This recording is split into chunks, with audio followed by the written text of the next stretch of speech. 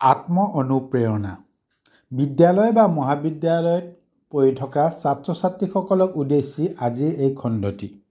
ছাত্ৰ ছাত্ৰীসকল, আজি এই খণ্ডটি যদি তোমালোকে এবাৰ সম্পূৰ্ণ শুনা বা ইয়াৰ কথাখিনি যদি হৃদয়ংগম কৰিবলৈ সক্ষম হোৱা, তেন্তে মই ভাবোঁ কোনোদিনে কোনো কালে তোমালোকৰ পিতৃ মাতৃ বা বয়োজ্যেষ্ঠসকলে তোমালোকক পঢ় বুলি ক'ব নালাগে। অৰ্থাৎ তোমাৰ পঢ়াৰ প্ৰতি নিজে তুমি আগ্ৰহী হ'বা বা তুমি অনুপ্ৰাণিত হ'বা। অৰ্থাৎ অধ্যয়নৰ প্ৰতি কেনেকৈ প্ৰেৰণা লাভ কৰিব পাৰি বা আত্মপ্ৰেৰণা গঢ়ি তুলিব পাৰি, সেই বিষয়ৰ ওপৰতহে আজিৰ এই আলোচনা। আলোচনাৰ সৰ্বপ্ৰথম পদক্ষেপ হিচাপে তুমি যদি জীৱনত কিবা এটা কৰিম বুলি মনতে ভাবিছা, তেন্তে জীৱনৰ অৰ্থপূৰ্ণ আৰু স্পষ্ট লক্ষ্য নিৰ্ধাৰণ কৰা। কাৰণ লক্ষ্যবিহীন জীৱন এক গুৰিবঠাহীন নাৱৰ দৰে। গতিকে লক্ষ্য যদি তোমাৰ স্পষ্ট নাথাকে, তেন্তে তুমি কোনো ক্ষেত্ৰতে সফলভাৱে আগুৱাই যাবলৈ সক্ষম নহ'বা। গতিকে লক্ষ্য নিৰ্ধাৰণ কৰিবলৈ নিজে শিকি লোৱা বা আনৰ পৰা সহায় লৈ পেলাই হ'লেও শিকা। জীৱনত আমি কিয় শিকিব লাগে, কিয় পঢ়িব লাগে বা কিয় দক্ষতা বা কৌশল আয়ত্ব কৰিব লাগে, তাৰ সংজ্ঞা তুমি নিজে দিবলৈ চেষ্টা কৰা বা নিজকে তাৰ সংজ্ঞা উলিয়াবৰ কাৰণে উৎসাহিত কৰা। অৰ্থাৎ তোমাৰ পঢ়া শুনাৰ এটা ডাঙৰ উদ্দেশ্য আছে, সেই উদ্দেশ্যৰ সৈতে নিজকে সংযোগ কৰি তাক অধিক সহজভাৱে বা লাভজনকভাৱে অনুভৱ কৰিবলৈ চেষ্টা কৰা। দ্বিতীয়তে, এটা ভিজন কাৰ্ড বা ভৱিষ্যত পৰিকল্পনাৰ তালিকা প্ৰস্তুত কৰা। ভৱিষ্যতে তুমি কি লাভ কৰিব বিচাৰা বা কি হ'ব বিচাৰা তাৰ ছবি তোমাৰ মগজুত সুমুৱাই লোৱা। আৰু সেই উদ্দেশ্য সোঁৱৰাই দিয়া বৰ্ড বা এখন কৰ্মতালিকা প্ৰস্তুত কৰা আৰু সেই কৰ্মতালিকা তোমাৰ জীৱনৰ বা তোমাৰ পঢ়া টেবুলৰ সন্মুখত ৰাখা, যাতে সেই জীৱনৰ লক্ষ্য তোমাৰ দৃষ্টিত অনবৰতে পৰি থাকে। ইয়াৰ দ্বাৰা অনবৰতে তুমি নিজৰ জীৱনৰ লক্ষ্যৰ প্ৰতি মনোনিৱেশ কৰিব পাৰিবা। অৰ্থাৎ তোমাৰ সেই কাৰ্ডখনে বা কৰ্মতালিকাখনে তোমাক অনবৰতে বা প্ৰতিটো মুহূৰ্ততে তোমাৰ জীৱনৰ লক্ষ্যৰ বিষয়ে সোঁৱৰাই থাকিব। তৃতীয়তে, নিজকে পুৰস্কৃত কৰা। অৰ্থাৎ একোটা সৰু সৰু কাম বা লক্ষ্য সম্পূৰ্ণ কৰাৰ বাবে নিজকে সৰু সৰু পুৰস্কাৰ দিয়াৰ প্ৰতিশ্ৰুতি দিয়া। যেনে এই দুটা প্ৰশ্ন উত্তৰ শেষ কৰিয়ে মই মোৰ মনে বিচৰা কিবা এটা প্ৰিয় বস্তু খাম, অলপ সময় টিভি বা মোবাইল চাম। ঠিক সেইদৰে ডাঙৰ লক্ষ্য এটা অতিক্ৰম কৰাৰ পাছত খন্তেক সময়ৰ বাবে পৰিয়াল বা সমনীয়াৰ সৈতে বাহিৰলৈ ওলাই যাম ইত্যাদি সেই উৎসাহজনক বা পুৰস্কৃত কৰা লক্ষ্যসমূহ তুমি উপভোগ কৰা। তোমাৰ মনত উদয় হোৱা অপৰাধবোধ নিৰ্মূল কৰা। অৰ্থাৎ কিবা এটা ধাৰণা লোৱা বা অধ্যয়ন কৰাৰ ক্ষেত্ৰত যদি দেৰি বা বিলম্ব হৈছে, তাৰ বাবে নিজকে অপৰাধী সজাই অযথা সময় নষ্ট কৰাতকৈ ইয়াৰ পৰিৱৰ্তে এটা এটাকৈ সেই আদৰুৱা কামবোৰ পুনৰ আৰম্ভ কৰিবলৈ চেষ্টা কৰা বা সেই কামসমূহ অতি সোনকালে আৰম্ভ বা সমাপ্ত কৰাৰ ক্ষেত্ৰতে মনোনিৱেশ কৰা। পঞ্চমত, জীৱনৰ পঢ়া শুনা বা অন্যান্য দক্ষতা বা কৌশল আয়ত্ত কৰিবৰ বাবে তুমি কোনটো সময়ত কি কাম কৰিবা সেই সম্পৰ্কে এটা ৰুটিন গঢ়ি তোলা।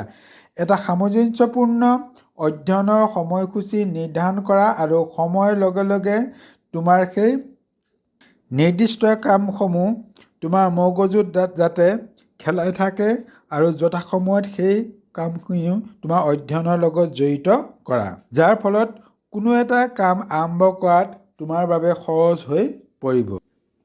তোমাৰ মনে কোৱা যিকোনো জটিল কাম প্ৰথমতে হাতত তুলি নল'বা। আটাইতকৈ সহজ কামৰ পৰা তোমাৰ কাম আৰম্ভ কৰা। অৰ্থাৎ গতিশীলতা গঢ়ি তুলিবলৈ একোটা সহজ কাম আৰু সৰু সৰু কামৰ পৰা তোমাৰ অধ্যয়নৰ আৰম্ভ কৰা আৰু সাফল্যৰ ভাৱনাই তোমাক অধিক প্ৰত্যাহ্বানমূলক কৰ্ম বা অধ্যয়নৰ সৈতে থকা যিখিনি তোমাৰ ভয় বা ভীতিগ্ৰস্ততা, সেইখিনি অতি সহজে মোকাবিলা কৰাত সহায় কৰিব বা প্ৰেৰণা দিব। একোটা ডাঙৰ কামক সৰু সৰু গোটত বা সৰু সৰু অংশ বা খণ্ডত বিভক্ত কৰা আৰু প্ৰতিটো মুহূৰ্ততে তাৰ এটা এটা গোটক বা খণ্ডক সমাপ্ত কৰিবৰ কাৰণে মনোনিৱেশ কৰা। আৰু তোমাৰ মনত এই ধাৰণা গঢ়ি তোলা যে মই পঢ়িব লাগিব পৰা মই পঢ়িলোঁ, পঢ়িব পাৰিম, পঢ়িম বা পঢ়িবলৈ পাম ইত্যাদি ধাৰণা মনত পোষণ কৰা। পঢ়া শুনাক বাধ্যবাধকতা বুলি ভাবিবলৈ এৰি দিয়া আৰু ইয়াক এক সুযোগ হিচাপেহে গ্ৰহণ কৰিবলৈ চেষ্টা কৰা। পিতৃ মাতৃ বা ঘৰৰ জ্যেষ্ঠসকলে পঢ়িবলৈ কৈছে বাবে যে তুমি পঢ়িব লাগিব তেনে ধাৰণা পৰিত্যাগ কৰা।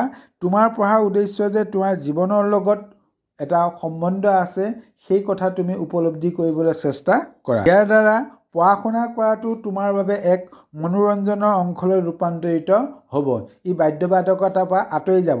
যেতিয়া পঢ়া শুনা কৰাটো তোমাৰ বাবে এক মনোৰঞ্জনলৈ ৰূপান্তৰিত হৈ যাব তেতিয়া তুমি যিকোনো জটিল বিষয়বস্তু অতি সহজে অধ্যয়ন কৰিবলৈ সক্ষম হ'বা। তোমাৰ পৰম্পৰাগত দৃষ্টিভংগী সলনি কৰা।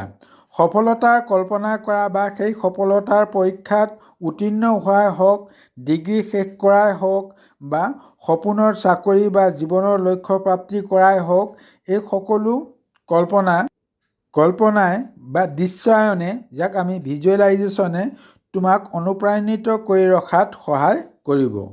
তোমাৰ পঢ়া শুনাৰ কথা, জীৱনৰ লক্ষ্যৰ কথা বা বিষয়বস্তুৰ কথা বন্ধু বান্ধৱ বা গোটৰ সৈতে আলোচনা কৰা, সহযোগিতামূলক অধ্যয়ন কৰা আৰু তোমাৰ জীৱনৰ লক্ষ্যৰ সৈতে মিল থকা বন্ধু বান্ধৱীক লৈ পেলাই একোটা গোট গঠন কৰা।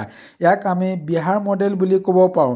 কাৰণ বিহাৰত দেখা যায় যে যিসকল শিক্ষাৰ্থীসকলে যিটো দিশত যাব বিচাৰে এটা বৃহৎ অঞ্চলৰ সেই লক্ষ্যৰ প্ৰতি ধাউতি থকা বা সেই লক্ষ্যৰ প্ৰতি যিসকলে যাবলৈ বা আয়ত্ব কৰিবলৈ ইচ্ছা আছে সেই সকলক লৈ পেলাই একোটা গোট প্ৰস্তুত কৰে আৰু সেই গোটৰ মাজতে তেওঁলোকে যিটো আমি কোলাবৰেটিভ লাৰ্ণিং বুলি কওঁ তাৰ জৰিয়তে তেওঁলোকে বহু দূৰ আগুৱাই যাবলৈ সক্ষম হয়।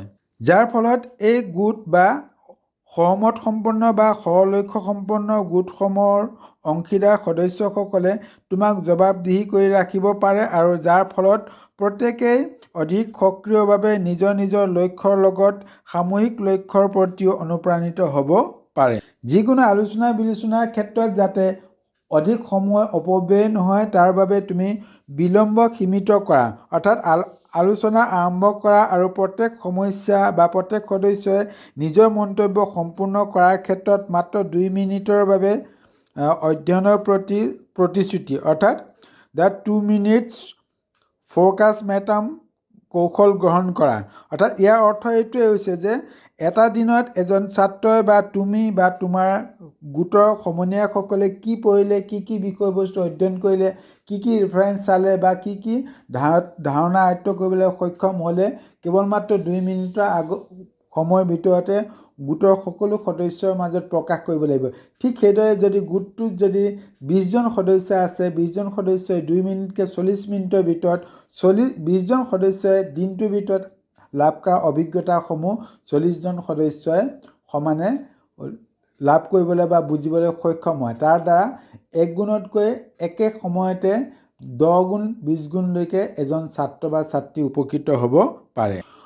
সংমিশ্ৰিত অধ্যয়ন কৌশল আঁকোৱালি লোৱা, অৰ্থাৎ শিকাৰ বিষয়বস্তু সতেজ আৰু আকৰ্ষণীয় কৰি ৰাখিবলৈ অধ্যয়নৰ পৰিৱেশ, পদ্ধতি আৰু কৌশল সলনি কৰা।